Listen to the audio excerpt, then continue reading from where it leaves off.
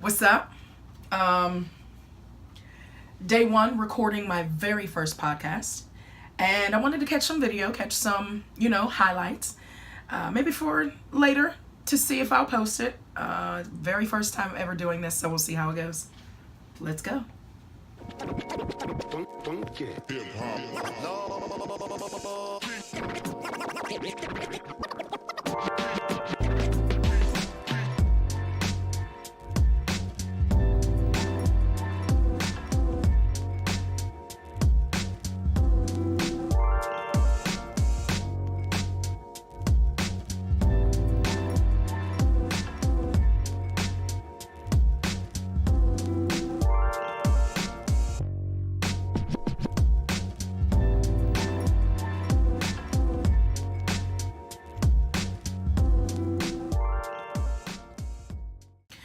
What's up, good people? Welcome to This Exceptional Journey podcast. I'm your host, Yolanda Murphy. Thank you so much for clicking over to my little corner of the podcast world. Oh my gosh, I cannot believe I'm at episode 1. I'm speechless. Well, not really speechless, but I can't believe I finally got here last year around this time. I was thinking to myself, I have a voice, I have a story to tell. I need to get out to the masses. I need people to know that if I can make it, they can make it as well. How can I do that effectively? Started my blog in January of 2018 of this year, just talking about how I felt and what it meant to be a survivor, a 30-something survivor, a young adult cancer survivor. Started there and then said, you know what?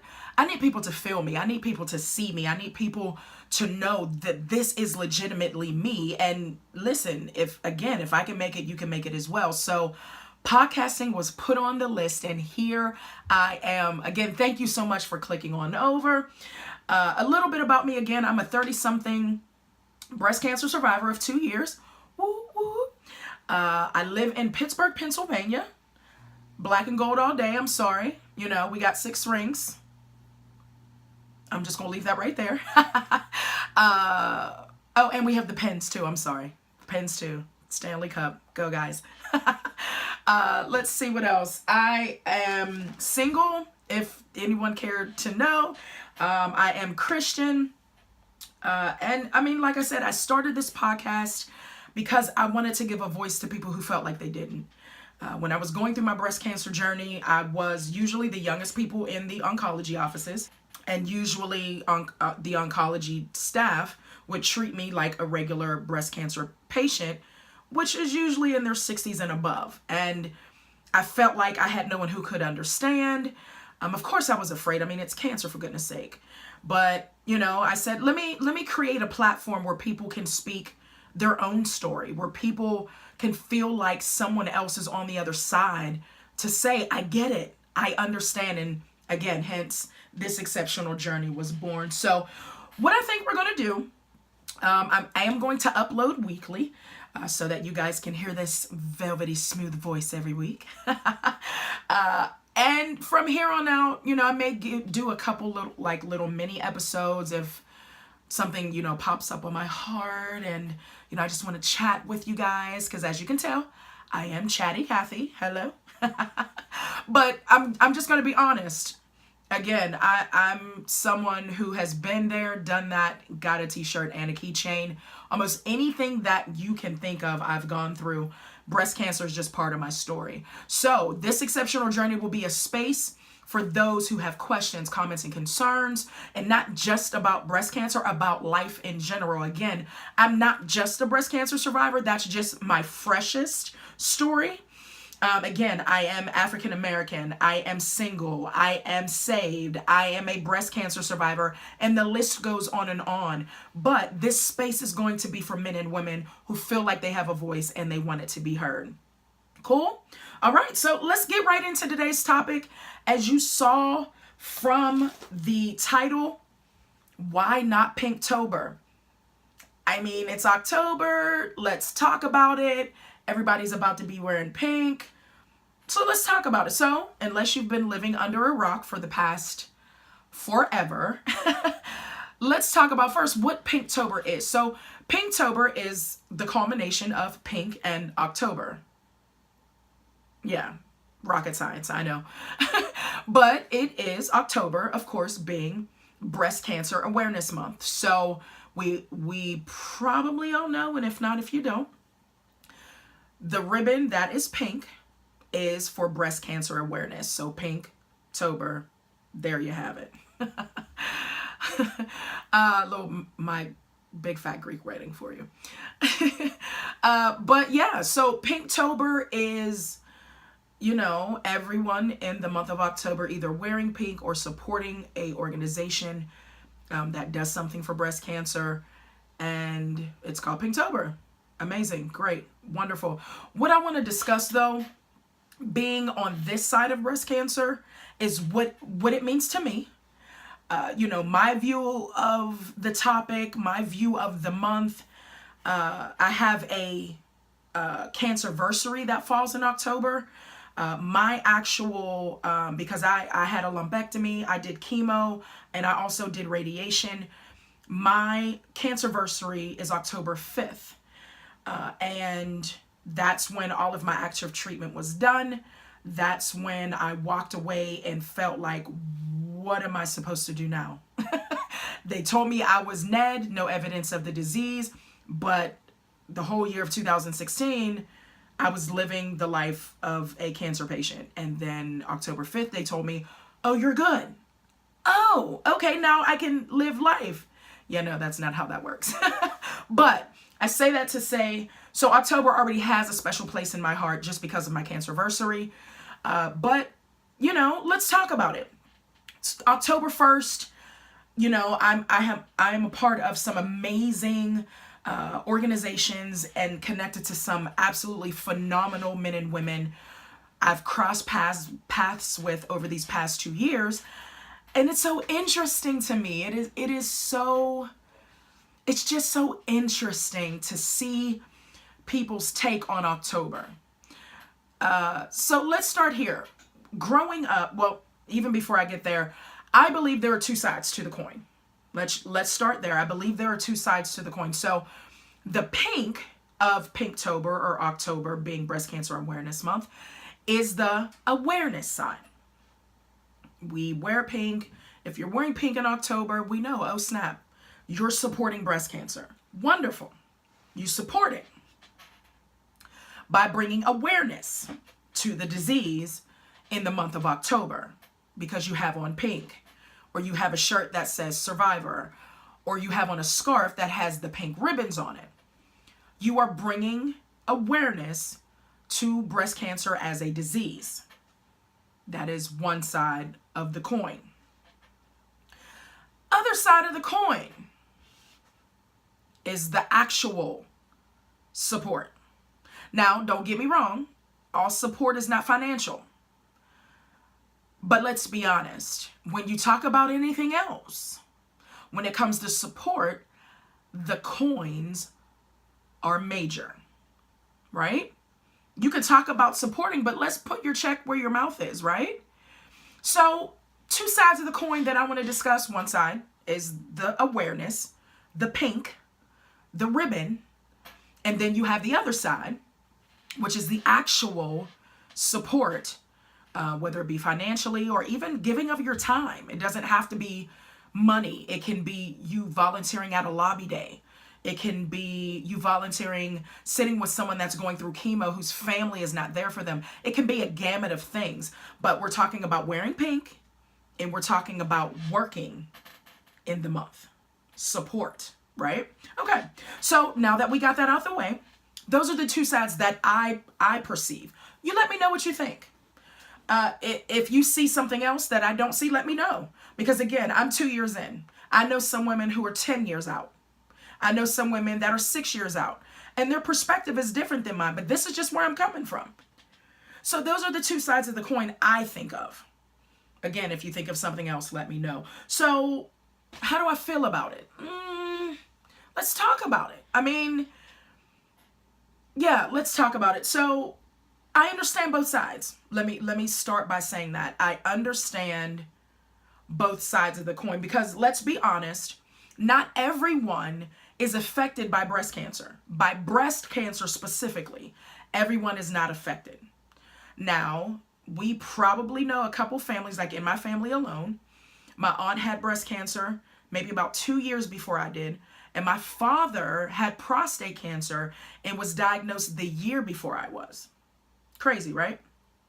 So, in some shape, way, or form, we know someone that's been affected by cancer. Whether that's been you, whether that's been your mom, your dad, your sister, brother, uncle, aunt. We know someone that's been affected, right? But specifically breast cancer, I mean, if you don't know the statistics, 1 in 8 women will be diagnosed with breast cancer in their lifetime. Now, that doesn't mean from 50 on.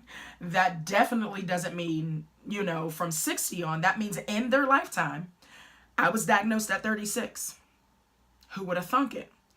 But at some juncture, 1 in 8 women will be diagnosed with breast cancer. Let's let that sink in. So out of 10 women, out of 8 women that you know, you're that one. Or someone in that group of 8 women is going to be diagnosed. That's a serious statistic, right? So again, I understand both sides. I really honestly do. So I stand in solidarity. I stand in unity with the color. And let me explain why. The color itself brings awareness to those who may not know pink is for breast cancer. And here's the kicker, to be honest, there are some people who just don't know. And I had to come to that recollection on my own. You would think that everyone knows about breast cancer. You would think, but that is not the case. I can only give my own life as a true testament to that. Growing up, fortunately or unfortunately, there were no women in my family that were diagnosed with breast cancer. None. And my dad was one of 10 children. My mom only had one sister. But out of all of them, being the second generation, of course, after my father, I have like 30 first cousins. Legitimately. None of them, even to this day, have ever had breast cancer. None. Not one. It wasn't until, so I was diagnosed in 2016. My aunt, which is my mom's sister, was diagnosed in 14. It was not until 2 years before I was diagnosed that someone directly connected to me was diagnosed with breast cancer. So what am I saying? So what I'm saying is, growing up, I did not connotate pink with breast cancer. I did not connotate a pink ribbon with breast cancer because no one I knew was directly affected. No one. Legitimately no one. Now, think of, and my Murphy family, hey y'all, how y'all doing? They will attest. Think of almost any other disease. And my dad's side of the family, we've had it. Fortunately, I don't know. But we've had it. But breast cancer was not one of them. But like I said, it took until 2 years before I was diagnosed for me to know someone up close and personal that was diagnosed. And again, the awareness would have been amazing growing up. Everybody's story is different, of course. We all grow up different ways. We all grow up in different cities, towns, families. I'm just speaking of my own. I didn't know anything about it. I knew what breast cancer was. I heard about it. But I never, again, connotated the pink ribbon with breast cancer or awareness. So what am I saying? I'm saying, on one end of the spectrum, I believe that awareness could be a good thing. I mean, we want to bring awareness to everything. How many people do we know that have a cause? Now, of course, breast cancer is near and dear to me.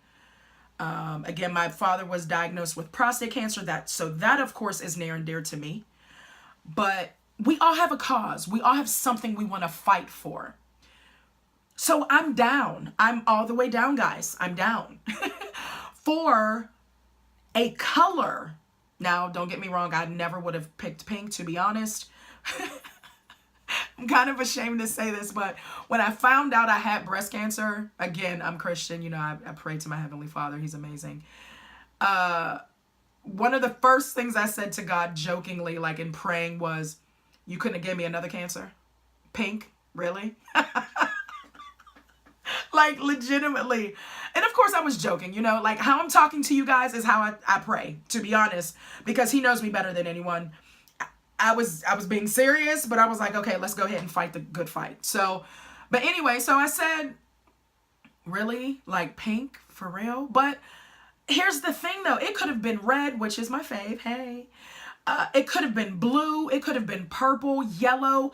The point I'm making is that I won't say excited. I am behind there being some type of focal point, whether it be the pink or whether it be the pink ribbon. I'm all the way down for there being some type of focal point to the awareness of breast cancer. Now, the awareness of it is amazing. Again, that's that one side of that coin where we're talking about, oh my goodness, you're wearing pink. It's October. What does that ribbon mean? It brings up discussion. It brings up conversation, and I'm down for it. I'm cool. I love it. Let's bring everyone aware to it. Nowadays, even kids know what it is. I mean, of course, children who are affected directly, but like myself, I was not. I would have loved to know what a pink ribbon meant back in the day. I would have loved to know. Alas, I did not. But here we are. Awareness is great. Awareness is amazing. That's just bringing to your mind the recollection of what is going on. Oh, snap. Breast cancer exists.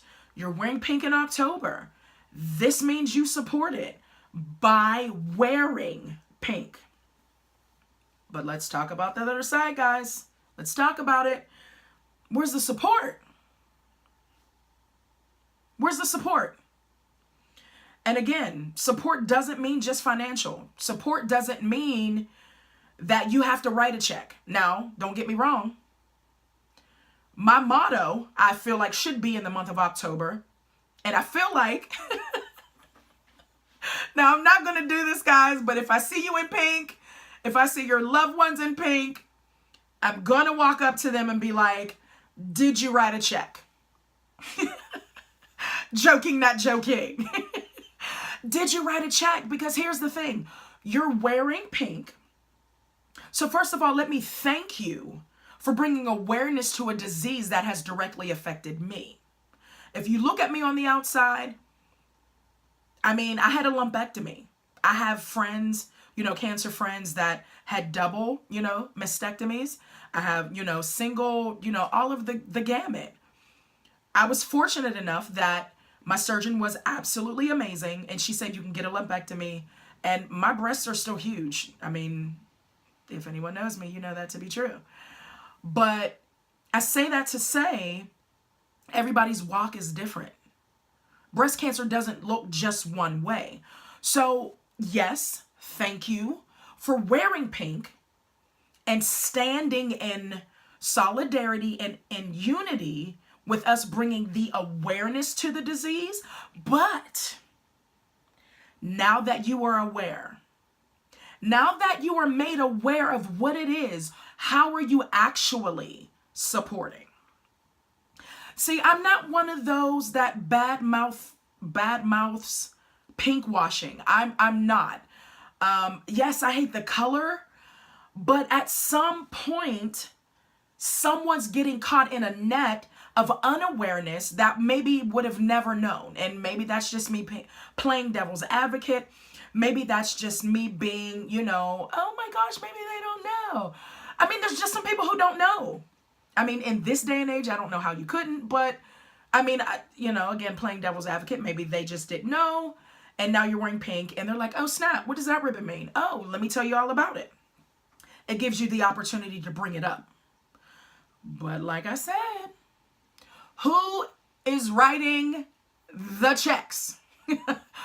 I mean, again, it's not just about money. Money finances research. Money finances organizations that are frontline. I just came back from a training in July in San Diego. And again, I'll talk about some organizations throughout all the podcasts. But I came back from a scientific and research advocacy training in San Diego. Phenomenal. You want to know my main takeaway? Besides, of course, learning tons of science and research and, clinical trials. Was there 6 days, learned so much. My main takeaway, though, was these babies are putting their money where their mouth is. They are out in the trenches looking for a cure. 1 in 3 women. Not sure if you know this statistic. 1 in 3 women out of the 1 in 8. So 1 in 8 women in their lifetime will get breast cancer. Out of those 1 in 8 women, 1 in 3 of them will go metastatic, which means the cancer will spread to your brain or your liver or somewhere else, your bones. But it's not kept just where it was found. It spreads. Your brain. 1 in 3. Out of the 1 in 8, 1 in 3. Let that sit there for a minute. So while you're wearing pink, again, I'm all for the solidarity and unity. But what are we doing for metastatic? As of right now, I'm Ned. No evidence of the disease. I'm grateful, but I know some women firsthand who are metastatic. The sweetest women I've ever met in my whole entire life. Fighting for their life. Now, don't get me wrong. There's some women I know. I won't name names, but hey, girl, how you doing? You probably know who you are because you've directly connected to me. And, not unless you tell me I can say your name. I'm not going to say nothing. But have been living with metastatic for years. And I'm grateful because they are amazing people. But once you get there, all you can really do is pray. I mean, don't get me wrong. Of course, modern technology has medicine and chemo. I mean, we have all of that. I'm not talking about that side. I'm talking about as a woman or even as a man, living your life knowing that you have breast cancer that will never go away. It will always be in your system, but you can take this or you can take that and it won't show evidence of it at a certain level. That is what needs support. So while you are wearing pink, write a check. Everyone say with me, write a check. And if you don't have money to write a check, volunteer. One specific organization that I'll speak of is Metaviver. That's M-E-T-A, Viver, like survivor. Metastatic survivor. Awesome organization, that puts their money where their mouth is.